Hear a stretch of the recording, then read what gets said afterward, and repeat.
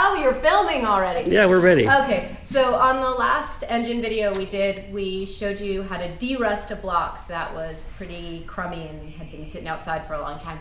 But I thought that maybe we should go back in time a little bit, a little more basic, and just sort of tell you how to tear down a used engine in general, what to look for. So this is a Chrysler 440. Surprise! I swear sometimes we do other engines. No, we don't. No, we don't. Anyway, Chrysler 440, and it's been sitting in our garage for a while. We know a little bit about it, but we're going to pretend that we don't so that it can be a surprise for everyone when we find out what's inside. Is it any good?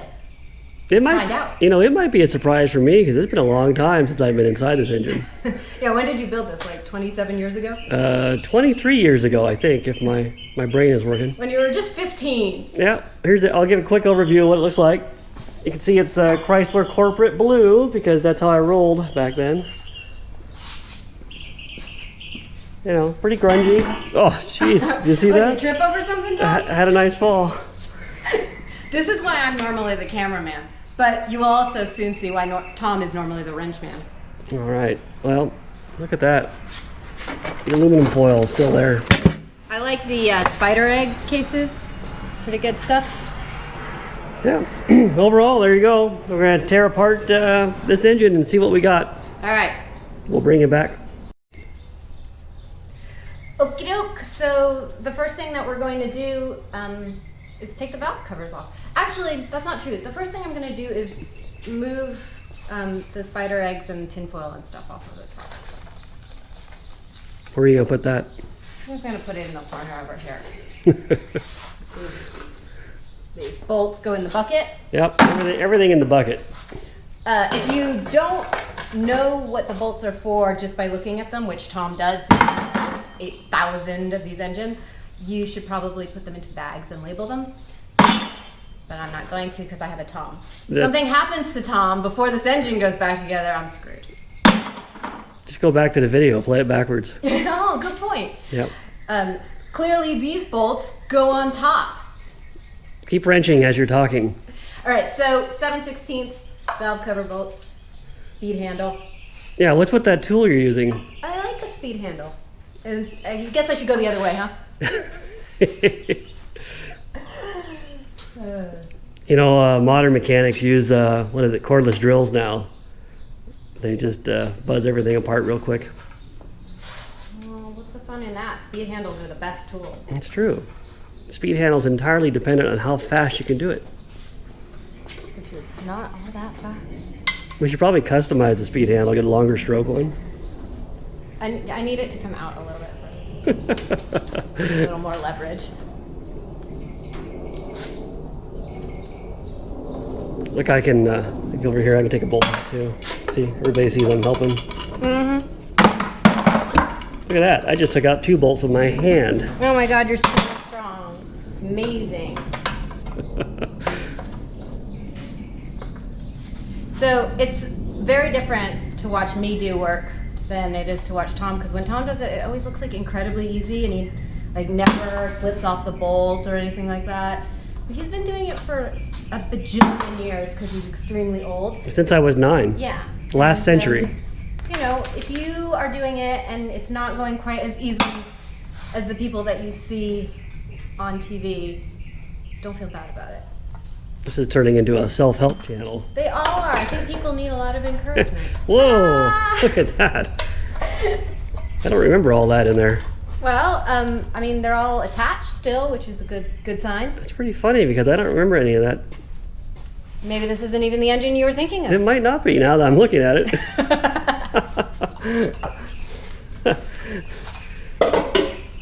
I think those adjusters were the only ones I had at the time, and they're kind of mix and match. You know, some are different kinds. No, I see that. This one's a slot, and this one is... If I remember right, there was a heat treating issue with adjusters in the late 90s, and sometimes you'd get bad ones. And so I think that is a very old one I swapped in. All right, it's all coming back to me. All right, so you get your valve cover off. What are you looking at? What should somebody be looking at when they first take the valve cover off? Off the bat, this engine's pretty clean. Somebody changed their oil quite a bit. Although it is broken. You know, this is the engine you broke. It's all coming back to me now, Elana. Yeah, I know. I burnt this one up. You did all kinds of carnage to it. Yeah. So, you know, a missing piece is something that you should be aware of because you already know that something went terribly wrong. Yeah, look at that. And that's probably going back to that heat treat issue on those adjusters. Yeah, see, it wasn't even my fault. It might not have been, but you were driving. I was driving. So, you know, all the push rods are in place except for this one, which is broken. That's another thing I've seen before when we've taken valve covers off. Maybe, you know, all the fasteners are there, but when you look down, there's a push rod that's bent or broken and out of place. When did you break this? Like 20 years ago? No. 15 years ago? It's been a long time. It's been a long time. All right, well. I'm going to do this on the other side, and then we'll come back and take this gasket off and take the rocker arms off. Sounds good. Into the bowels of the beast. Holy moly, look at that. So this has been off before because it wasn't even hard to pull off. No, I never told you to take it off. You must have because there's a rag in here. Oh, that was from the surgery. Who left that in there? No, you were in here. Oh, I forgot. This thing had a hydraulic roller cam. This is actually the very first Chrysler crane hydraulic roller cam in California. So, there is a problem. You can see the problem. Yep. The mechanism is undone. Look at that. So when you take these out, do you want them to stay in order, or is it something you're going to use again? No, I'm not going to use it again. So then I can just dump them in the everything in the bucket. In the bucket. Yep. All right. Well, everybody can see the high technology in here. Thank goodness. It's pretty clean. I mean, this engine used to be in an RV. Oh, look what I found! All the rest of it. Look at that. Discoveries. See, it's fine. It didn't make it all the way down. I could have kept driving. It's true. Actually, this engine is probably fine. It just needs a new rocker arm. All right. Well, next step, we're going to get the heads off. All right. What size are those? 9/16, and a lot of them. I already have hair in my mouth now that my hands are oily. It's like a rule. Okay, I'm taking the rocker shaft off. Anything I need to know about doing that, Tom? They're going to slide off? Just take it off carefully and stick it in the bucket. Oh, push rod stuck on there. I think those are old Crane nodular iron rocker arms. Side 2. Well, that's the B side. I guess this is the B side. The RB side? Well, that's a funny joke. I just got it. Yeah, wow. Thanks. All right. I was like, what? So what's next? Heads? Take all the push rods out. Okay. There's only 15 of them, oddly. If you were planning on using the same parts in the rebuild, would you be doing anything different? If I was going to reuse everything, I'd keep everything in order. Because once it's already run, it's kind of in its happy place, and you don't want to leave things to chance. They're friends. We've got one more. I see it. Yep, everybody saw it. Okay. All right. Now we're going to pull the lifters out. You can put the lifters on the towel right there. Mm-hmm.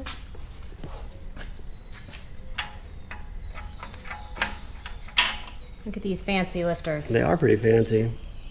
It's not a stock engine. So if you found these in your old engine, it's not a stock one. Well, modern engines all have those. In your old engine.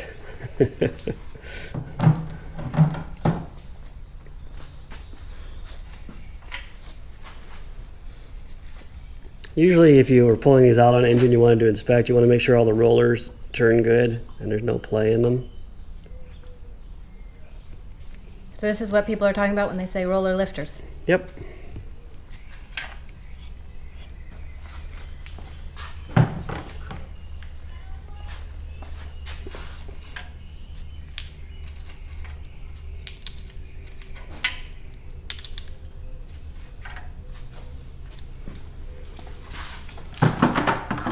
All right, look at that. So now we're going to take the cylinder heads off. All right, well, we're going to do that behind the scenes so that you don't have to watch me struggle for 15 minutes to break one loose. Let's see. Let's actually watch you try and break one loose. Let's get the wrench. Wow, these dogs. They're eating my hose. You guys, come on. Boy, they got to be so bad. Here, we'll see if you can do one. I have confidence you can do this. All right, which one should I start on? Start in the middle.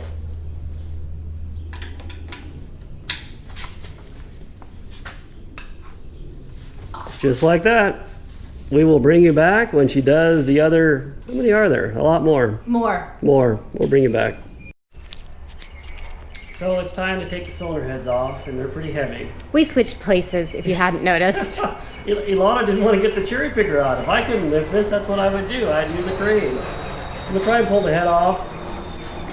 Oh, look at that, it's coming. What would you do if it didn't? Well, I have a pry bar as a secondary. There you go. Look at that. The legend of the 452 casting. Alright, there's one head off.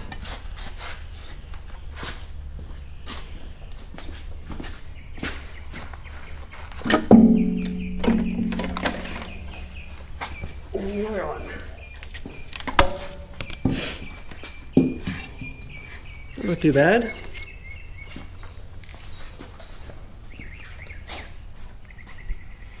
Pretty grimy though. Yeah. Sometimes when you take used engines apart, you want to look at the head gaskets. Lots of times they'll be leaking in between the cylinders. You'll see lots of black. Like, let me get my hand out here. So this is the sealing bead around the combustion chamber. And when you have a blown gasket, this area will blow away or it'll blow into that. Yeah, I mean, if it's really bad, you'll see that it's actually broken there, right? Like sometimes on like the metal ones, it'll just be melted away. Chryslers often will leak a little bit in between the cylinders, like the little thin area, but it's not actually blown. The gasket's still good. Here we go. Got both sides. I don't see any broken pistons yet. Get stuck on there. There we go. So the next step is going to be we should pull the water pump off and the dampener and the oil pump off the front, and then we'll bring you guys back so you can enjoy the rest of the program. Yeah. And when you're taking stuff apart, and this is something that I am always doing wrong, and Tom is always showing me, if you know, because I'll just undo every bolt there is, right? So I'd be like, I'm going to undo this bolt and this bolt and this bolt and this bolt and this bolt and this bolt. But since I'm not actually changing a water pump, I'm just removing the housing, I can just undo the housing bolts and take all of it off together. As a disassembly. Yeah, which is easier. Okay, we'll be back. Okay, so another thing to think about when you are disassembling things, which I sometimes have trouble with, is like, I would be like, oh, okay, timing cover, I can take that off. You almost killed the wiener dog with the socket. Sorry, wiener dog. All right, like timing cover, I want to take that off. But you can't just take the timing cover off because the damper's in the way, so you would run into trouble if you took all of these bolts out and you didn't take the damper off first, which I'm going to use air for because it's easier. Yeah. If you just used a wrench, the whole crankshaft would turn. There you go. Shocking off. Actually, you could probably put the puller on too. You're going to need a dampener puller. This is just a simple little 2-bolt arrangement with a center shaft. So that goes on there. Which holes does it go in? The one straight across is fine. There's a fly in here, Tom. Different engines need different adapters sometimes to pull dampeners off. In the Chrysler, these bolts are just aligned, so you just put one across from the other. So you want to thread them in enough that they don't pull out of the cast iron.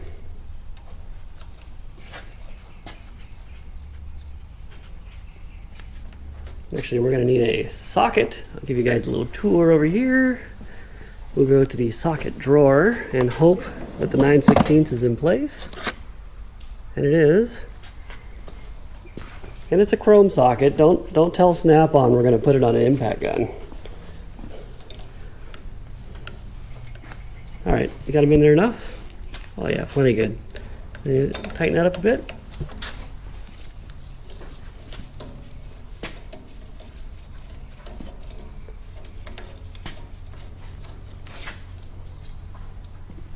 The dampener is a press fit on the crankshaft snout. Get the impact gun, and you can pull that off.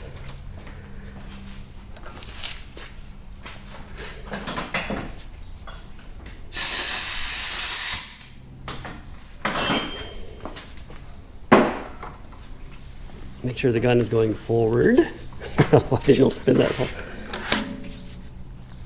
All right, go ahead.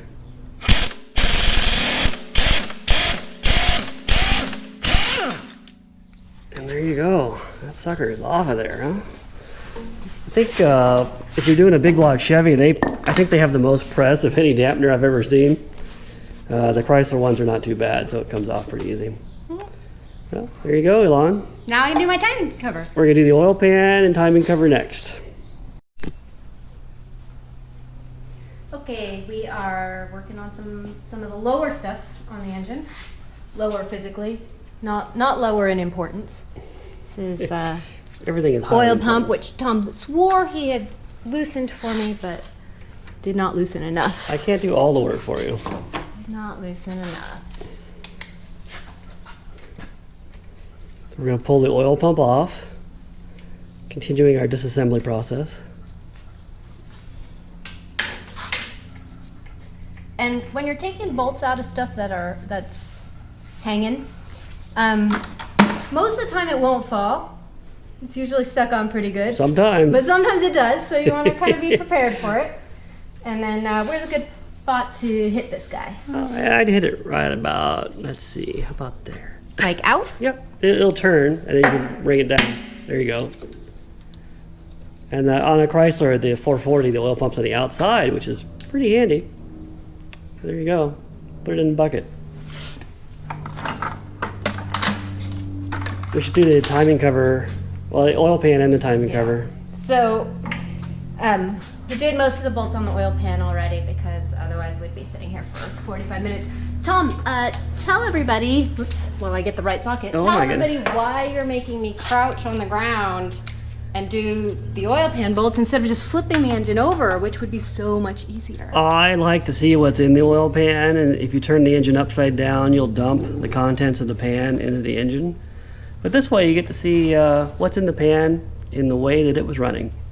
Okay, that was the last one, The maybe. bolt is out. We'll You find always out. think it's the last one. So we should pry the timing cover off.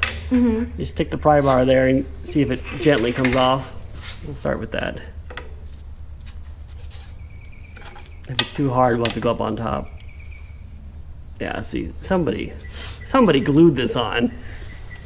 Let me get you a proper tool here. Hit that with a hammer. Screwdrivers are good for everything.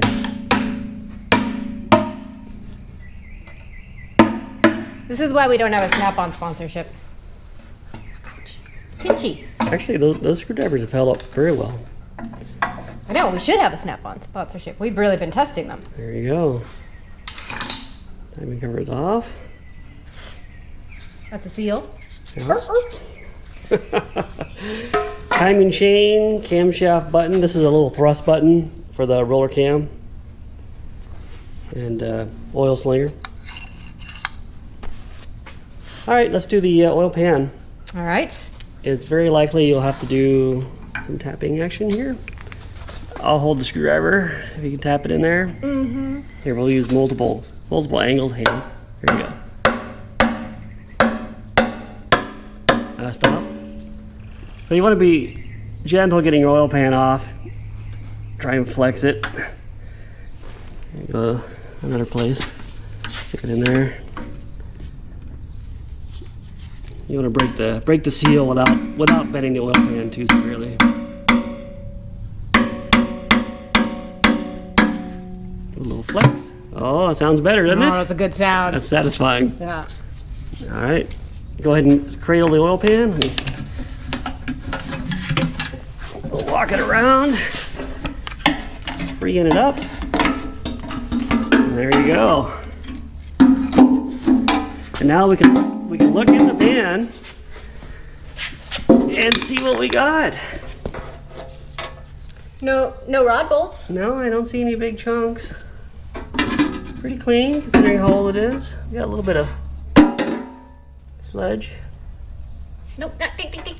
Wiener dogs would like that. No. All right, so the oil pan is off. We can probably flip the engine over now. Let's do that. First, move all the tools you've been resting inside of it. Yeah, here, this will be an action shot. We're gonna loosen up the stand.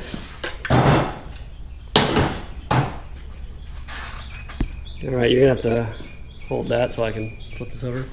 We're gonna turn the engine upside down and see what we got for the bottom end. Oh, of course, it's not balanced properly. Oh! Don't do that. All right, we're gonna take a break and do a little cleanup before the dogs touch It that. was coolant on one side. Who checked this Hilarious, engine? right? All right, where did we stop? What happened last? It I was don't only a few remember. minutes ago. Oil pan or something? Yeah. All right. Timing chain. Why am I doing the timing chain first before I do all of the rest of the stuff over here? Well, there's no rule about it, but it's just easier to break the bolts free right now with the crankshaft hooked up. Oh, because the crankshaft starts turning easier the more stuff that you take off of it. So Yes, then these yes. guys would be turning and everything would be flopping around and it would just be wildly uncontrollable. On some engines, if you had a stroker crank in like an old small block Chevy, you don't want to spin the camshaft out of phase with the crankshaft because they might collide. Yeah, imagine that. That seems like it would be a real problem if you set things wrong. I may have just made that up, but I think it's true. Well, that's okay. I made up a thing earlier about smoky Unix. So. Yeah, well, I believe that though. All right, so we're gonna pull the chain off. Then we're gonna pull the oil pump. What the hell's that thing called? Pickup tube. Pickup tube. They're my fancy gold Mylodon pickup tube. It is fancy and gold. Yeah, and we did a little bit of cheating for you guys just to keep it from being too boring. And we already undid the tab here. There's like a little through nut and bolt thing there, but they were pretty tight, and it took a while to get them loose. Speaking for the audience, I feel like you should put that back in, make everybody sit through it. I should, but I'm not gonna. All right. All right, so these guys are loose. Yep, in the bucket. In the bucket. And then. Well, that's because that's on there pretty solidly. I forgot about this little detail. Yeah. So this is a Cam's crankshaft turning tool, which is pretty handy. Wow, it actually like locks on. Yeah, you know. I didn't know that. You and the audience have learned. Well, the audience probably knew. Slingerland.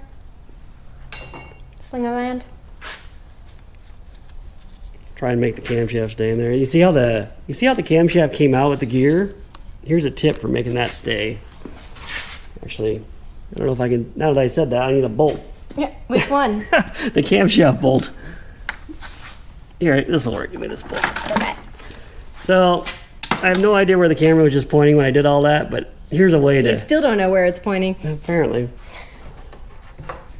So I screwed it into the camshaft, and you just give it a tap, and that'll drive the cam in, and then separate it from the gear. Well, I think that was pretty good for improvisation, right? Like that. All right, let's put our crankshaft turning tool back on.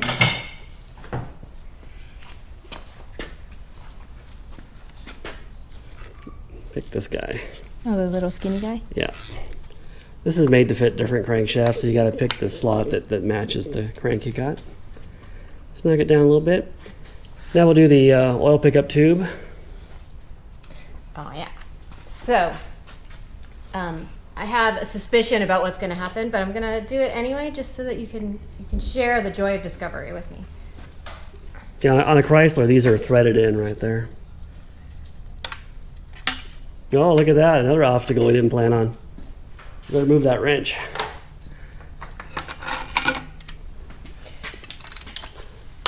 So when you don't have clearance like this, Clarence, you just turn it till you do have clearance. Don't call me Clarence. Oh, look at that. Another obstacle. So we suspected this, so we cheated. Actually, her fingers are very strong. It's so strong. Oh my God. It's just that It's really, I have to be careful if I'm picking my nose. All right. That was painless.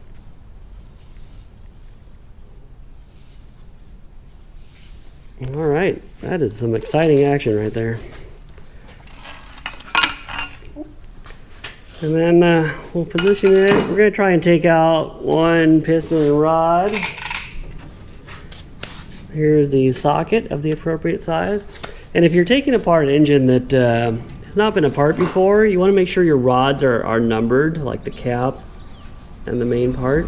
These are already numbered, but I don't think you can see that, but there is a number there. Because they match. They got to stay in the orientation they're on. They mate for life, like parrots. Or until they break. Yeah. So we need a ratchet, unless you're going to use your fingertip grip on this. No, I don't want to scare everybody. And we're going to pull that guy out. Mild on bracket we don't need in there anymore.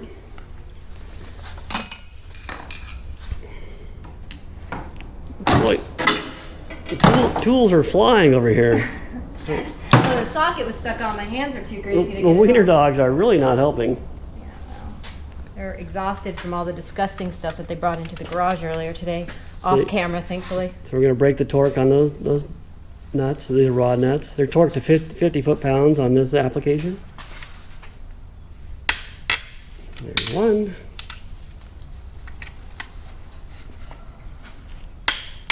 And there you go. And then we got to hit them a little bit more. The top guys, loosen them up like that. But don't take them off yet. Yep. Get yourself a kind-hearted hammer with brass jaws. Separated it nice. Now we can pull them off.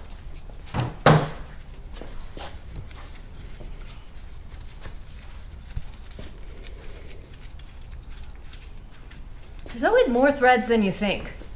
Well, these are fine-threaded bolts. You pull the cap off. Sometimes these can be stiff. This is not too bad. We see our bearing. Actually, Elana, if you look on the back of the bearing, it might have a date on it. Pop it out of there. It may or may not be date coded. Cleveite. Nothing? I don't know. 97. 1997. That's when this was done last. All right, so we want to protect our crankshaft journal from damage. So I've got a little piece of rubber hose I'm put on here.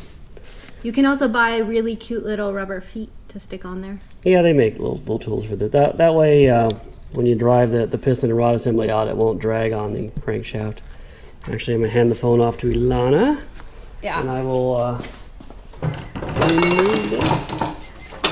Sometimes removing pistons is a two-person job because you kind of want one person to catch the piston. I always feel like it's kind of like when you see those farm videos of somebody birthing a baby cow. It doesn't have to be a two-person job, but this is a family show. So I'm going to show your part first. Oh, So where are you putting that? I've That's got an that important detail. on the underside of the piston. Can you guys see that a little bit? It's So going to be quite difficult. you know, you can kind of tell that it's It's on the underside. Yeah. Gently, we're going to push it up. inside, not on the, not where anything is connected, not where the And I'm not going to hit it real hard. yeah. We're just going to tap the piston down.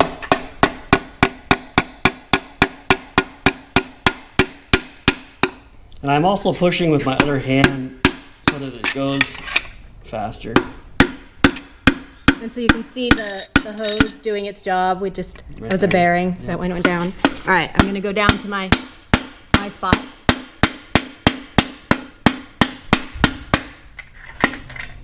Are you ready? Yep. There you go. All right, and then Ideally, I would use my right hand to support the rod. Yeah, there we go. There we go. Camera. Very So- gently pull it out straight. And then I take the rod so it doesn't drag along the bore. Yeah. And it's a boy or a girl. It's a piston. And then what you want to do is put the cap back on immediately. And on this engine and most engines, they have a little tang for bearing. Right there, you see that little notch? There's a matching one in the rod. And you want it to go tang to tang. There are a few engines that are not like that, but most are. And then you put the nuts back on loose, and then that assembly is matched. And then you do that for as many other ones as there are. Yep. Which we're not going to show you because it's going to take long. No, we're going to repeat the process and we'll bring you back. I guess it's boring. Yeah, they're happy about it. All right. So we got all of the pistons and rods out. There were no surprises. It all went exactly like the one that we showed you earlier. So. Yep. The rod and piston assemblies are out. We're taking the rear seal out now, the cap. Yeah, take a look at this because this is a thing that you've probably heard about when people say the rear seal's leaking. Yep, it's that guy. Although most rear seal leaks are not the rear seal. I got a pry bar. Elana's taking the bolts out. We're gonna pry that cap off, and then we're gonna take the main caps off. Pretty exciting. Super exciting. The dogs are really excited. There's just no way to do it faster. Just make circles. Piece of cake. Everything was in pretty good shape. The bearings all look good. Yeah, I mean, I think I only broke it a little bit. I'm not reusing the bearings or rings or anything, but overall it's in pretty good shape.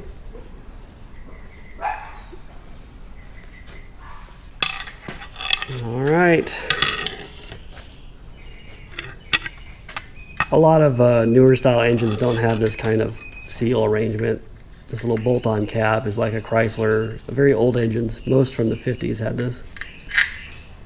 All right, we're gonna pry that up. These in the bucket? Yep.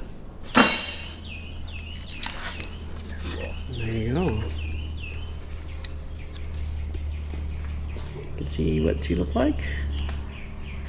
Did its job pretty admirably. Admirably. Yeah, so this Is that is the right word? silicone and a rubber seal. Yeah, looks good. Do you want it in the bucket? Everything in the bucket. Okay, Main cap's coming off. with some big dogs. Do you start in the middle? You can start in the middle if you want to be official. It doesn't matter on this thing. Always want to be official. Let's see if we can do this. Yeah, give it a pull. Is that tight? It's tight. How tight is that? That looks pretty tight. More than 50. Here, let me see if I can do this. I'll put that on there. This is the magic. Oh yeah, that was pretty tight. You can hold the camera and do that. There you go. I feel like the audience feels like they loosened that bolt. Yeah. It's a POV.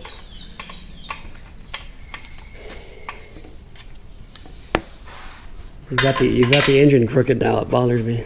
Well, that's because you didn't tighten the little guy in the back that holds it. All right. Is that the right height for this? Yeah, you want to pull them out. I like to hold them with my fingers and hit them with the brass hammer. Kind of walk the cap back and forth. Hit that guy more. You got to kind of hit up as you go. Because the cap is a tight fit in the register. So I'm applying upward pressure while Elana hits it with a hammer. Hit it harder on that side. I don't want to hit your finger. You'll know if you do. You gotta hit it harder. It's moving. Yeah. See, that was my finger she was tapping on, but I didn't want to say anything, it'd be a big baby. So that's the thrust bearing. It's actually the hardest one to get out. That's why we started there. Yeah, start with the hard ones first. Yeah, so now we're just gonna do that for the rest of these guys. Yep, it's just a continuation. We'll get all the caps off and we'll bring you back for the grand finale.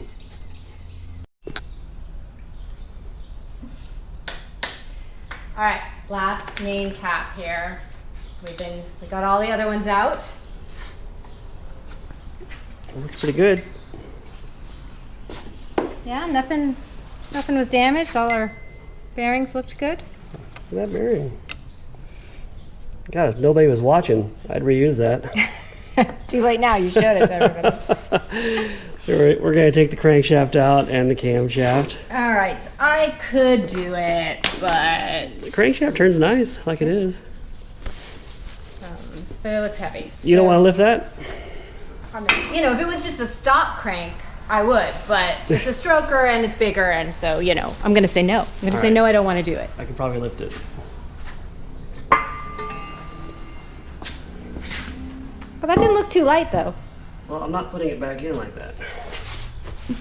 She's out. I bought this crankshaft from Dick Landy himself in the 90s. If anybody knows Dick Landy. Famous Chrysler racer. All right, so, you know, once again, if we didn't already know it, that crank is a good sign that this was not a stock engine, along with have to take the bearings out. The top end stuff that we showed you earlier. This was a truck engine. I had it Get in it the from that angle.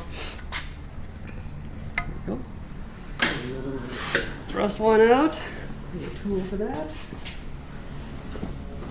The tool is a hammer handle. Everything is a hammer.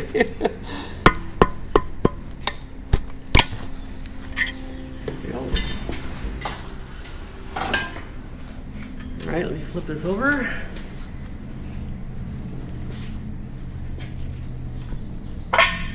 Oh, the camshaft's coming out while we stand here. Yeah, it doesn't even need any help. All right, we take the cam out. All right. It's important to try and keep the camshaft off the bearings if you're going to reuse them. In this case, doesn't matter that much. But it's good practice. Yeah, it's good practice. So you just go cautiously, trying to support it, keep it even. I mean, if this was a Pontiac, that wouldn't be hard, right? Because isn't it just totally open? Oh, I can't bag on the Pontiac folks. There might be one watching this. We're Pontiac folks. Now it's just our people. There's the camshaft. There's the specifications. Is it upside down? Can't tell. No. All right. Anybody wants that cam? There it is. All right. And, that's it. Yeah. Strip down. There's a few other things we could do. There's some oil galley plugs we're going to take out, but we're not going to bother you with those details. They just unscrew. And it's ready to go to the machine shop, get cleaned up, made into a running engine again. When you take it to the machine shop, do you take out the bushings and stuff, or do you take it in? I normally would take that out.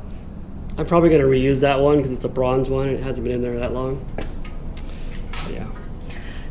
So let's look at a couple of other details about this engine block. For example, I see a sign that somebody, you know, did some modification or was working on this engine. Well, there was a rat chewing on it or something. I had an oversized timing chain in it with big pins and they rub. And so I very crudely fashioned that with a hand file back in the day. If you were totally stripping this engine, you'd also pull the freeze plugs out. We're not going to because they're already brass. I can't believe they put that airport in. What It came out of airport? nowhere. And we got the rear seal still to get out. So, and again, another sign of non-stock engine, or at some point a non-stock engine. I can see there's some clearancing that's been done here. There was a very tiny amount. You actually don't have to do that if you used aftermarket rods, but this was built back when they had regular rods. Anyway, that's just stuff to look for. You know, in this case, it was on purpose because somebody built it and wanted the space for the parts in it. But if you didn't know anything about the engine and you take it apart and there's shiny spots among the dark spots, figure out why they're shiny. Could be on purpose, or it could be because something was broken and rubbing there, and you just want to know that. that's it. That's it. I think that was an exciting teardown video. What about you, Elon? What do you think? I have never been as excited as I am right this moment. All right, we're good then. All right, I'm going to stop this, and we'll come back when we have something else super exciting to show you.